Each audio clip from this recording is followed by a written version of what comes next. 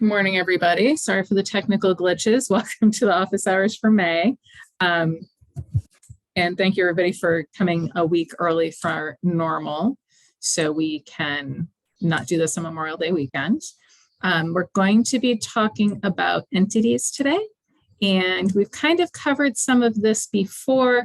We're kind of going to talk about this today in terms of folks coming into a new system, preparing for a new system, making sure your data is clean and neat, especially folks who are starting off with a brand new clean system.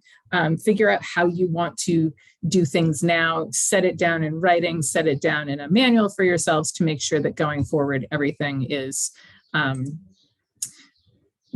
succinct and clean and consistent. Consistency is huge for all of this kind of stuff. We're going to go to the sandbox.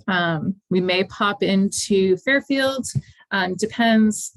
I know there's a lot of data and stuff that we have in the sandbox to play with and look at. So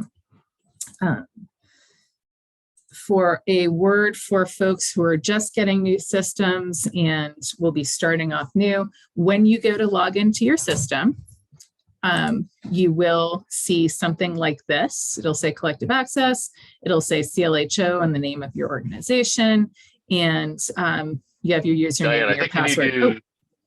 I think you need to share your screen. Oh, thank you, Scott. That's helpful. Thanks. Okay, so back what I was saying, you'll see this. It'll have CLHO and the name of your institution.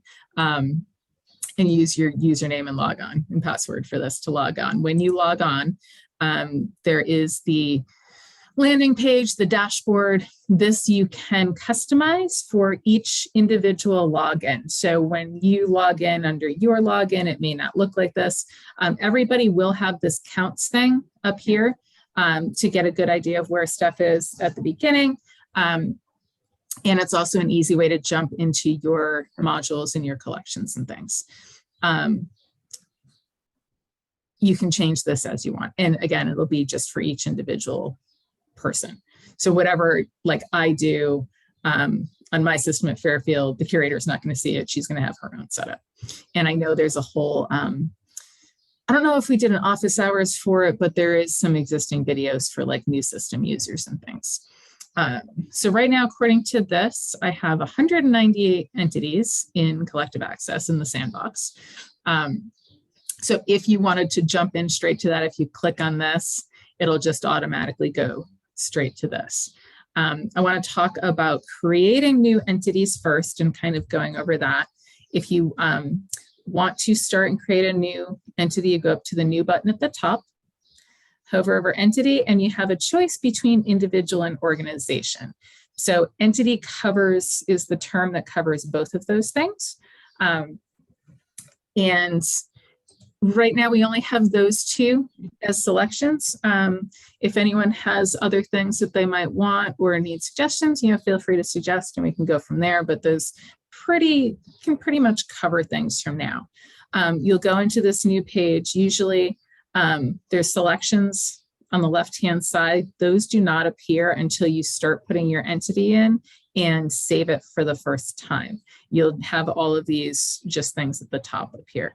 So we're going to put in, I forgot who I was going to use today. I've gone through all like the Disney characters. Oh no, I have not. We're going to go with Petunia Pig. And I'm just going to put that in as an individual name right now, and I can go back once we save all this and do that. One thing I do is go down and go to gender and select that.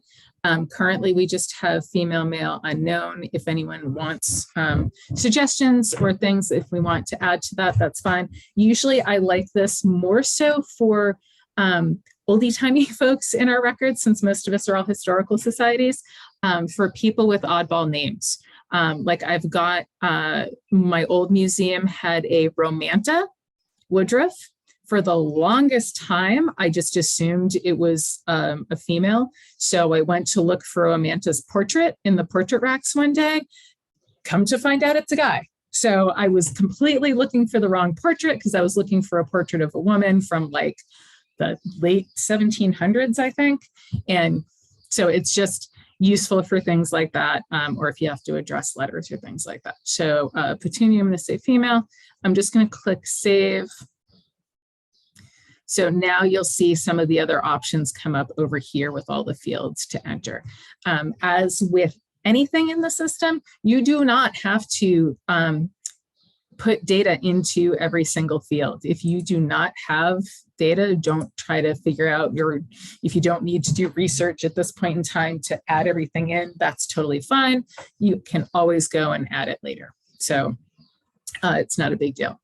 But just looking down, here's the basic information about somebody's biography, my favorite notes fields, things like that. You also have alternate names for people, which we'll talk about in a minute. The contact information for somebody, this is really useful for old addresses to historical addresses, information for doing paperwork and deeds of gift and things like that. And you can add multiple, as with anything, most of these things, you can add multiple. Anytime you see the little plus at the bottom of a field, you can add another field to it, another block. Relationships, this is the best part about the relational database, is you can relate this one person to all of their objects, any other entities, any collections, any archival collections, occurrences. I still need to fix this. I'm going to say this to the end of time because I never think to do it. Occurrences or exhibitions. So just always know that when you're like, what the heck is an occurrence? It's an exhibition. And then related loans. Summary will get you whatever information that you've put in so far in whatever display. The creating your own display / like report, that goes to all of these things. So it'll go to the spreadsheet, the different fields, it'll go to this display, it'll go to a bunch of different things. So it'll cover all of these things. And then of course the log to see when information was put in, when the record was created, and that kind of thing. So a couple things to think about when you're starting to put your entities in. My old museum, the preferred format for women's names was their maiden name. And this isn't necessarily me saying choose one over the other. You guys have to decide what works best for your museum and for your data. My old museum picked maiden names. I understand why, and I understand the consistency aspect of that. And a lot of the times it would be in there. It did get confusing if I didn't know what the maiden name was. Like by site, it would be in the record and I could pull out the file and find it and all that, but I may not know it. Their married name was in there as well. But the way that system worked, you had to do kind of a workaround search to find that person sometimes. So it was a little difficult. What I've been doing now generally is putting in for their main preferred label display name, I've been using at Fairfield like the most common name that I have or that I know. So I'll recognize it by site. And then I add all the alternate names in so that it'll be searchable. So for instance, let me see, did I ever put me in here? Let me see.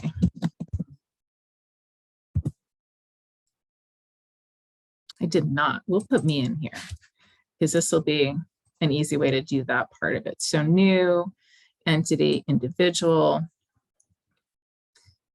I'm me here. So I'm going to put in Diane Lee and click save. And it'll automatically generate the, maybe I'll click save. It should, oh no, it's already got a field in here. If the display name's like blank, like actually blank, it'll automatically create the display name based on what you've entered. You can change that, however, just one of the good reasons about if it's not blank, not changing something. Okay, so I'm gonna go American, birthplace. And again, this is stuff that we don't necessarily need to fill all these in, but just to like get an idea. Education, that. So for the alternate names, so this is my most common known name. This is what I go by on a daily basis. Alternate names, we're going to add, you can change the type. So maiden name, we'll put that in. This is where it's useful for the married women's names. So used to be, oh, effective date's new. That's interesting. I love like finding new fields when I'm in the middle of doing a training session. I do not remember effective date, which is kind of cool actually. So there's me for that. I don't want to be, I have to see if there's a default change for this because a lot of the alternate names are automatically accessible to the public and I don't know that we need to do that. So actually, please hold while I write a note. Hey, Diane. Yeah. It's Rebecca. When Hey, Rebecca. the effective date be the date you entered it? Or No, the system will take care of that. I'm going with effective date. Like if I put my married name in, I would put my wedding date as the name, as the effective date. Okay.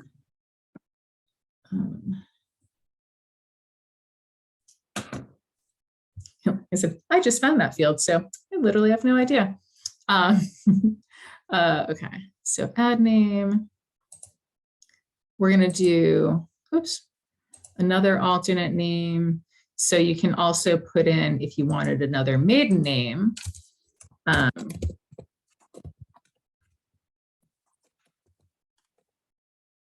not accessible to the public. I mean, the public can know, that's fine.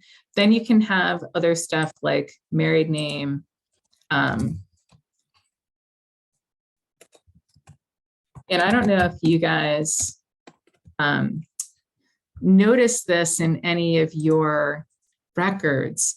It's really interesting the way that women's names changed over the years. So this one, also keep an eye on this too sometimes, because sometimes it will not add the prefix. So you just want to make sure that when the display name auto generates that it puts the prefix in there. So because, I mean, love him, but I don't need his name to show up as me. I just want it as the Mrs. part. It's interesting the way women's names change over the years. Most of the time, we're not included in anything anyway, because, you know, it's just the women. And a lot of the time they're known as, you know, Mrs. Bryan, which is always fun going through records and trying to figure out, which is why I always do try to put that in as well, in case they show up that way in old object files. I can still find somebody. Very much in, I forget, like 18th century or 19th century and stuff, late 19th, like they're very much like Mrs. Bryan and stuff like that. For a while, honestly, in like, I want to say early 20th, early 20th, they kind of go back to being like Mrs. Diane. And then all of a sudden in like the 50s, and I'm finding this just with my records and some of my stuff. So, I mean, everybody's institutions are different. Then in like the 50s, everything goes back to like 50s and 60s goes back to Mrs. Bryan again, which is really funny. And I had a woman come in at my old museum trying to find something her grandmother donated. And this is a reason to put all these names in. Her grandmother donated this flag. Okay, I'm madly looking through the database trying to find this flag for her. And we had just done a survey of our flags. So I'm like, and it sounded really familiar. Couldn't find it. And my intern who had been working on the project wasn't there that day. And I asked her, and I'm going to use one of the names off the top of my head that does not at all relate. I'm like, what was your grandmother's name? And she's like, Helen Glover. I'm like, okay, great. Look her up anywhere. Nothing, not a thing. Couldn't find anything. It's driving me crazy because I know this exists.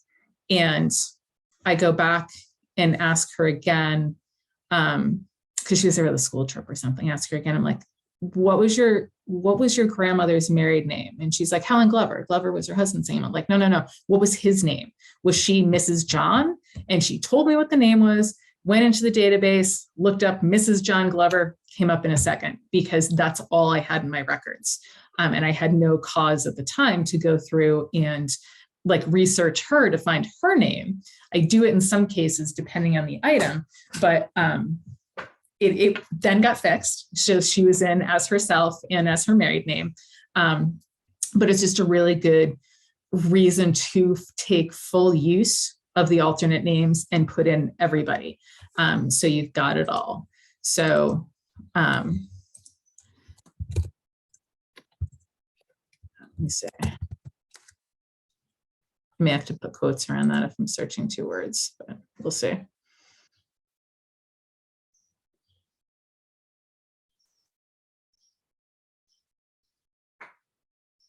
Yeah, and there's me. So if you're searching for like that old time and that's all you have in the record, you'll still come up with the actually her kind of thing. Okay, so that's a good reason to put all of these in. Honestly, even if I have like her real name, I'll still put like the married in after the fact too. On the note of married couples, a lot of records have, and I know this popped up right at the top of the list. It was a gift of Mr. and Mrs. So-and-so, or I have a really good example of, here we had 2 sisters donate something. So this is all data in the sandbox, is all uncleaned up Fairfield data.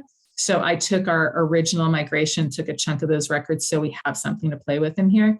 So this is how it came over for Fairfield's old system, is Mrs. Sherman Child and Mrs. E.B. Goes, they were sisters. So what we do now is I enter them individually. I do not put them in as 2 people. The credit line for an object or for something else is still put in gift of Mrs. Sherman Child and Mrs. E.B. Goes, but you want them in as different people. And this is very much the case also for married couples. I think I had some, I don't know if there's some right at the top or not. You know, Mr. and Mrs. Mr. and Mrs. Bugs Bunny, because I have Babs Bunny in here and Bugs Bunny, put them in as separate people for a couple different reasons. If they get to, they've given you all of this artwork at your institution, they get divorced.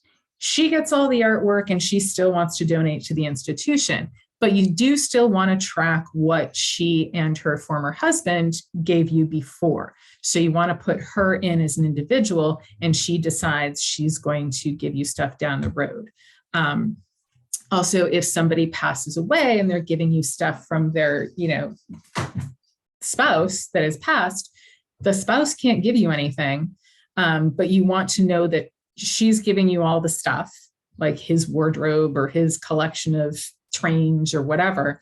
So you want to note that she's the donor and link to her, but you also want to be able to link to it was something that he owned and used, if that'll make sense. So you do still want to put them in, and it's, you know, slightly more work, but you're just adding one more entity as you're going. So you're not, you know, putting in both people. I wonder if I have a Mr. and Mrs. in here. I probably do. Oh, okay, interesting. These are probably this way in the credit line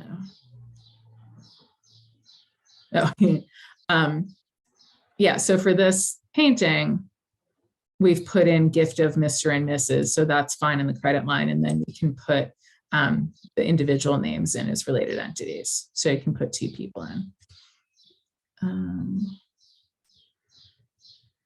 Oh, here's a good one. Mr. and Mrs. George Pratt are everywhere in my system, and I have them in as 2 different people. And this is a good example too, because at the time I didn't have her name individually. So you don't want to say, well, I'm not going to add her because I don't know her name. You do, you can just add her as Mrs. George Pratt, like she doesn't have her own name one. her own name yet. So that's fine. But now I have those two people. So I definitely have going later on stuff that was donated like just by him. So I can put that it was just gift of George Pratt. So it makes it really useful to have the flexibility to do that. So as we're putting people in, one thing to think about with, so figure out how your institution wants to do that on the thing. And like I said, with the old institution with the maiden name, it was really funny because staff could still use married names, but just everybody else in the system was all maiden names. I personally like the just use who's the most known name, but I can understand the way that they had it done because of it makes it easier to do genealogical research in a way. Where's it going? Oh, new entity. So for organizations do not have as many fields as the individuals. There's a couple fields that I would like to add to it, but it's been fine for now and useful. When you're putting in an organization name, you want to put the whole name under surname. It used to have surname / organization or something like that. And I don't know what happened to that. I think it just went away in one of the upgrades and I want to try to get that back at some point. So for an organization name goes into surname.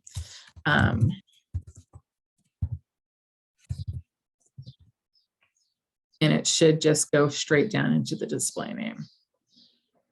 Be careful if you add something in a display name to make sure that it puts all the words where, oh, see, like this, it automatically split out this to the forename. You don't want that there because your sorting is going to be thrown off. You want to make sure that's back over under surname because if you're trying to alphabetize your organizations, it would have alphabetized on the V and you'd be really confused why your word wasn't coming up under P. So that's something to keep an eye on with that. Founding dates, notes, any little biography you have for the company is there. Alternate names for the company, you can put like company histories in there if it was, oh God, I have the Lack family in my system. It was Mr. and Mrs. Frederick Lack. This is the case for that whole name thing too. The first Mrs. Lack passed away. So everything was gift of Mr. and Mrs. Frederick Lack. The first Mrs. Lack passed away, but then everything continued to be gift of Mr. and Mrs. Frederick Lack. So I couldn't tell unless I look at the date, I can't tell who she is putting the stuff in. Then the second Mrs. Lack, I believe, passed away. And then he started giving things with his daughter. So then it turned into Mr. Frederick Lack and daughter, because apparently she didn't have a name either. I now know her name, but it was just, really, we can't put names in here for your women in your family at all. Because there's also a bunch of stuff. They gave us a ton of clothes. So there's stuff that will come in gift of Mr. and Mrs. Frederick Lack, owned by Mrs. Frederick Lack. And you're like, but which one? The first one, the second one? I'm very confused, which is, again, why you want to put people in and add their alternate names. So we're back on companies. Sorry, off on tangents. Contact info. This is a great place to put where the business was, what city it was. It doesn't have like a full location place, but this is basically the location of the thing. If you just know that it was in Bridgeport, you can just put Bridgeport, Connecticut is fine. And again, the relationships work in the same way as the other one. That you can put everybody here.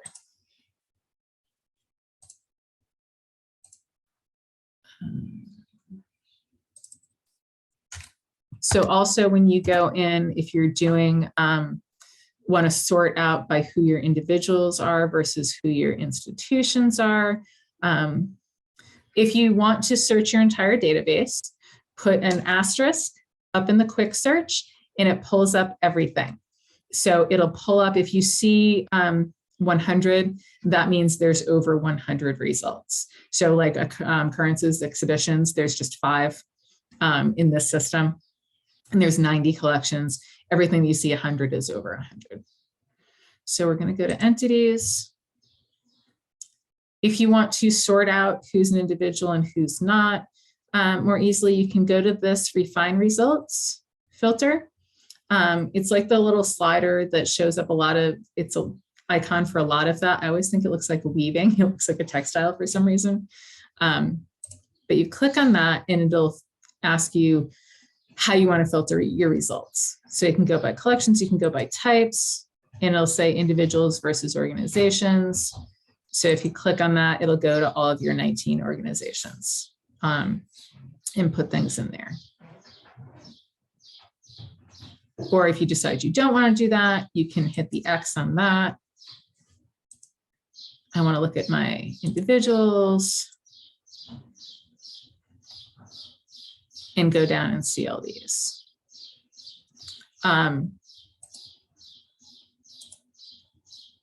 that's all you don't want that. You can make, oh, there we go, access status. Currently, everybody in here is not accessible to the public. You can make people accessible to the public. Their addresses and contact information won't show, but if you have like a little bio or something of them in, it will.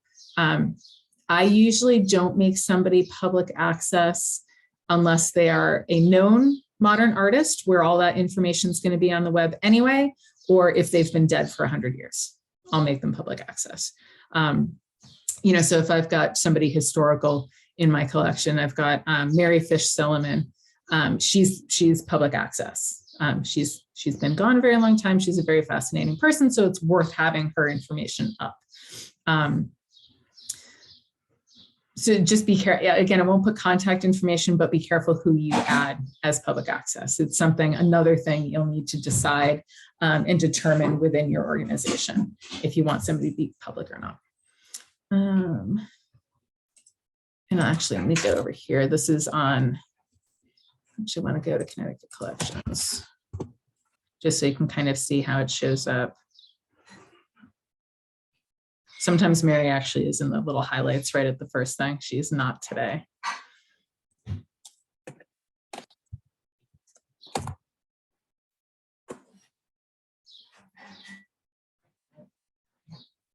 So here's her portrait.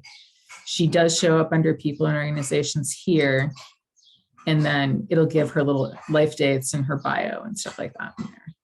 So it kind of also depends on what you have in their bio. This is one of the things, reasons I don't want to put modern people in there, because I will usually do a bio something like this. Mary Fish Silliman, daughter of, was born at this place, and I name, you know, live people for our own information in there.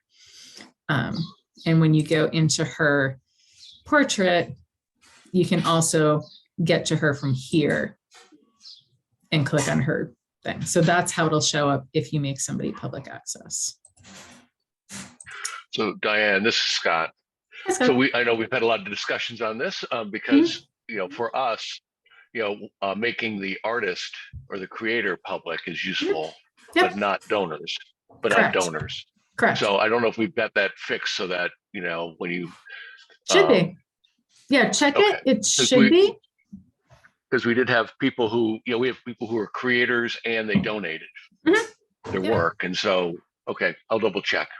Yeah, double check, because it should be fixed, because that was one of my like high level things on there, because anybody who's associated as donated by should not be showing up. If they are the artist and the donor, they will show up as the artist, and whatever you guys have for the credit line is whatever you have for the credit line. But yeah, go take a spin through Connecticut Collections and double check, because I'm pretty sure it's all set, but I'd rather have you look at it and make sure that it's all set.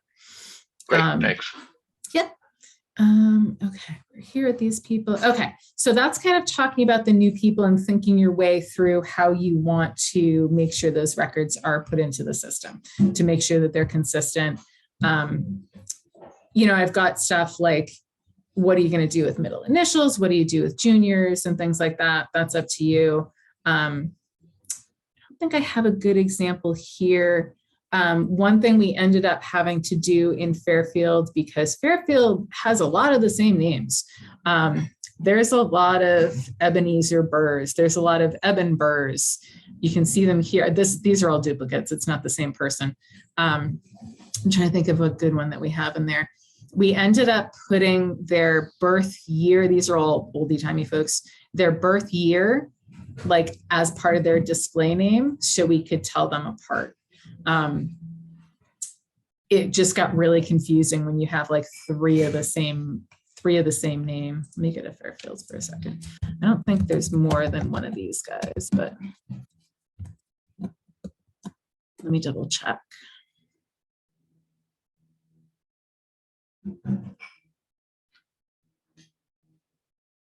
This is one of my favorite Fairfield names, by the way, is Bacon Wakeman. There's just one in like an organization. Okay. Oh, let me just do Epic, because I think there's a couple of those in there.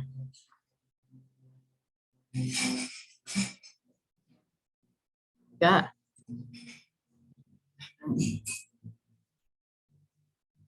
Oh, this is a good one. Thaddeus Burr. There's a couple Thaddeus Burrs. So this is where we put in there, or that might be their actual name. Something else. If I think of one, I'll show you, but you get the idea of, oh, actually, here's Eben Burr makes sense. That actually is the name. So I've got an Eben Burr from 1798 was when he was born.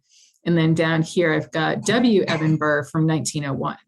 So we put those in just as, you know, their birth dates are on there, but it just doesn't show up in the regular, just quick display name. So we just entered it like this. So if you have a lot of people that have a lot of the same names, it's a solution to try to do that.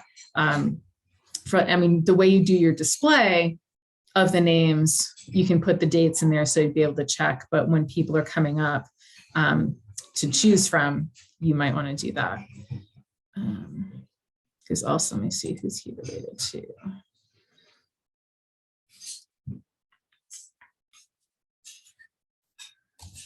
Because as an example, he might be in the other sandbox, but I'm not sure. We'll just grab a random object. So once you have somebody in the system, be it company or individual, it is very easy to add them to a record. So if we wanted to say related entities here, there's a photograph. Let's say Eben Burr gave us the photograph. If you start typing their name, and you don't have to hit enter or anything, start typing, the little gear on the end will turn and it'll come up with suggestions. So we want to get the right guy.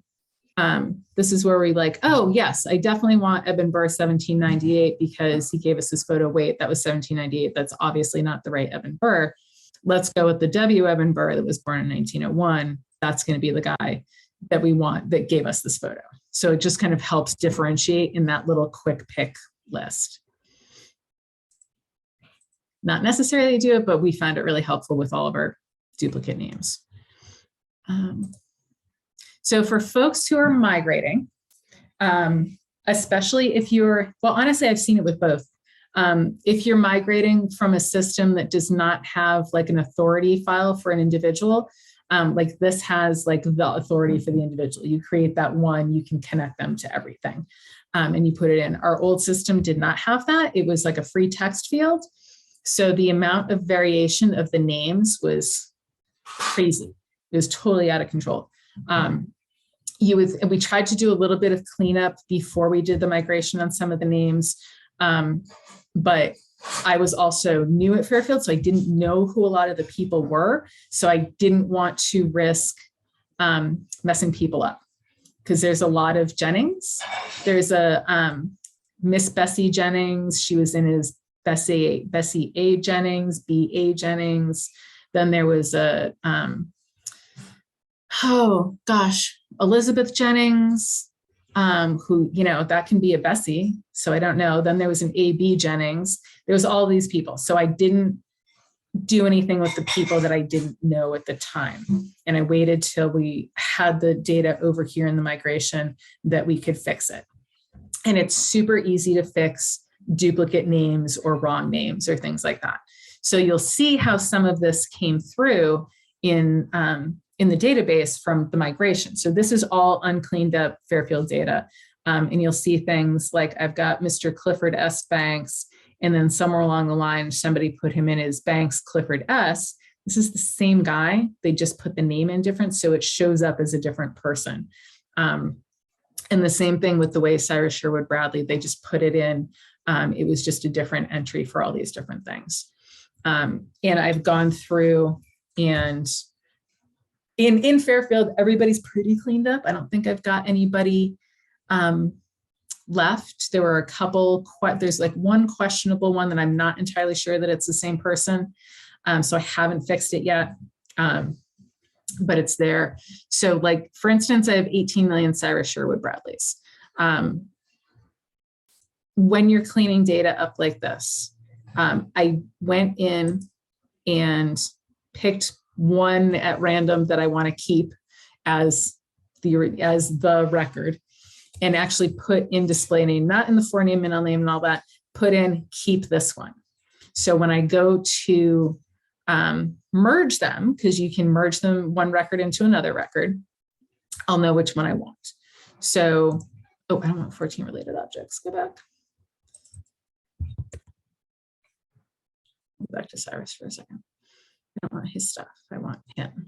All right, this is how many Cyrus Sherwood Bradleys I have in the system. So I want to get rid of this duplicate one. And I know there's only one. There's not multiple Cyrus Sherwood Bradleys. So you can go to here, and this is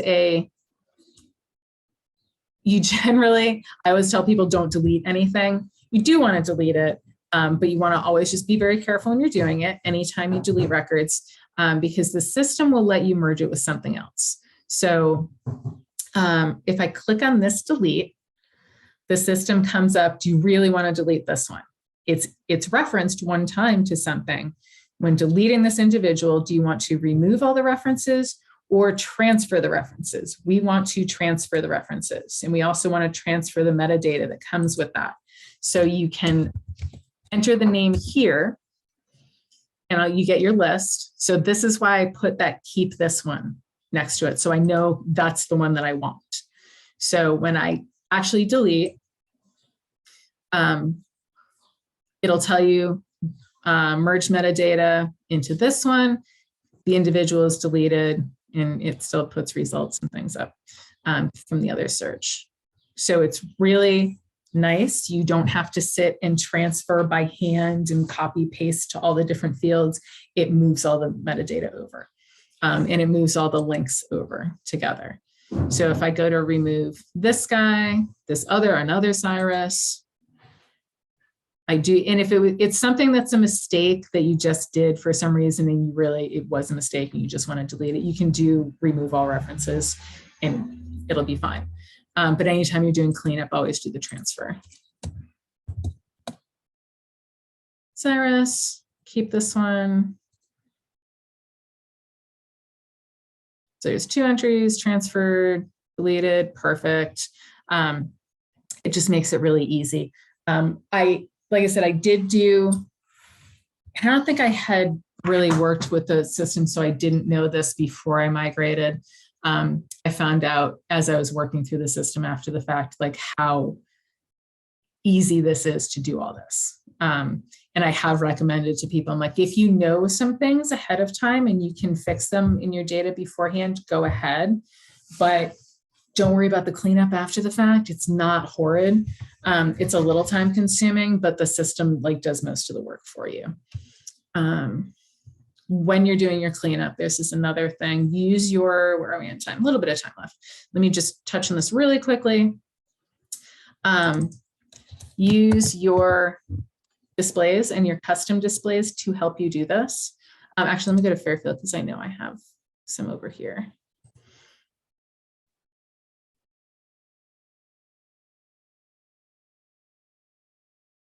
So we're going to go to all of our entities.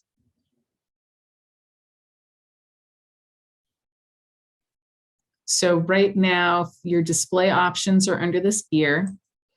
Right now, oh, this is me going through and fixing like genders of people, trying to figure out who was who. I've also got alternate names, entity first, last, entity related lot, summary brief, and all of this stuff. Alternate names was a good one to do. Oops, I don't want to go there yet.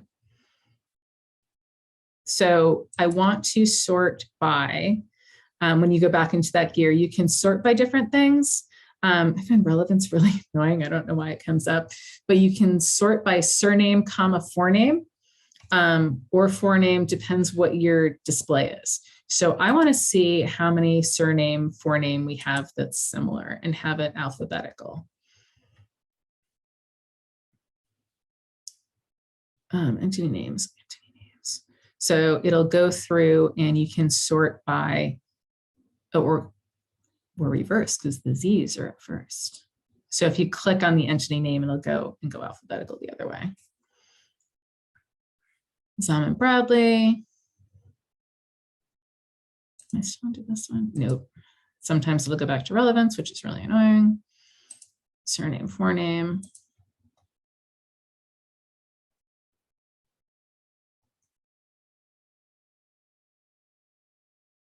I think they're usually here.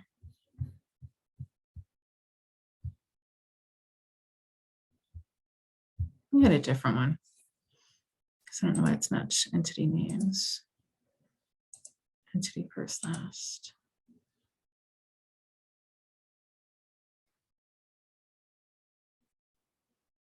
Okay, that's a little bit easier because it'll show up like all the youngs will be together. So it won't show up that way, but you'll see all the people together. So you can see that I have 2 Joseph U houses in here. So that's something, it's like a good just kind of skim with your, on your report as you're going down. These are 2 different people. So I've got the display showing the life dates. So I know that when I put these in, they're 2 different people. But it's a good way to like go through and just kind of like quick check on somebody, and you can fix it as you go too. It will not show up accession numbers. It'll show up like duplicate number used however many times. It doesn't do that with people, obviously, but you can go through and just see Edgar B. Williams, Mrs. Edgar B. Williams. Okay, that's fine, but it's just easy to kind of pick out the names. I think that's all like the main things to think about for doing entities. I am going to stop recording and we can get to questions. Not stop share.